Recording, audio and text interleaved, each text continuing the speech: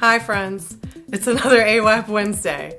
If you're a newbie, AWAP stands for as well as possible, and in all things, that's my goal, to help you live a kick-ass life in spite of illness.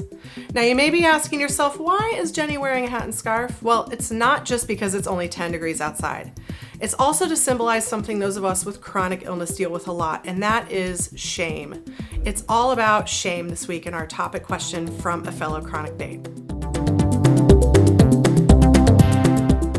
So a fellow chronic babe asks, the question I run into and would love you to tackle is how to deal with shame over parts of our illnesses that we don't want to show to others, but which might come up without our control.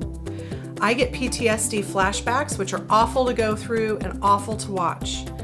I know that others might have physical stuff come up too. I sometimes don't want to go out in public for fear of people seeing one of those episodes. How do you deal with shame around illness? Babe, I hear you. I've actually had PTSD for years stemming from a life-altering tragedy. And a few people in my life have seen it act up, which is tough. It's a little embarrassing at times. But then it's also not. And that's where I'd like you to help steer your perspective a little bit, if I can. Shame comes from two places, within ourselves and from others. So we must start to tackle it on both fronts. From ourselves, shame is often about fear, about being different from other people, about feeling less than. But the thing is, every person on this earth has experienced something hard. Everyone knows sorrow and difficulty. We are all united in this. It's when we feel like we're alone in our difficulty that we start to worry about what people will think of us. So I have found that one of the quickest ways to tackle the shame we feel from within ourselves is to start opening up about our experience, which I know is hard. Pick someone you already trust and share your experience. I can almost guarantee they'll be able to relate to you in some way. When you feel that you're not alone, the shame lessens. You become reconnected and instead of being isolated with it. And the shame really starts to dwindle. Luckily, this process of connecting with others also helps to diminish the shame you feel from outside yourself. This happens in two ways, in my experience.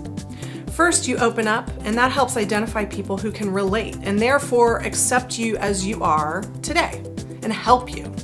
And it weeds out the jerk faces who don't want to understand, and you don't need them anyway. Shame makes us pull back from others, which creates isolation, which feeds into our shame. And then we can never get better and have fuller lives. So please trust me when I say that shame is destructive, and I know from experience that you can diminish it to darn near nothing. So what do you think?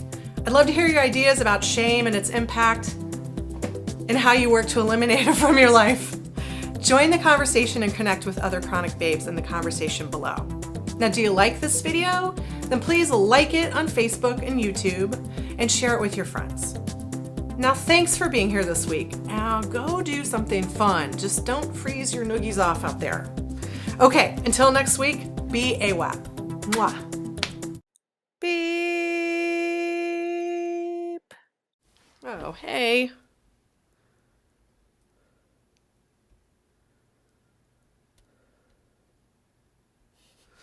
Hey, hey, mother.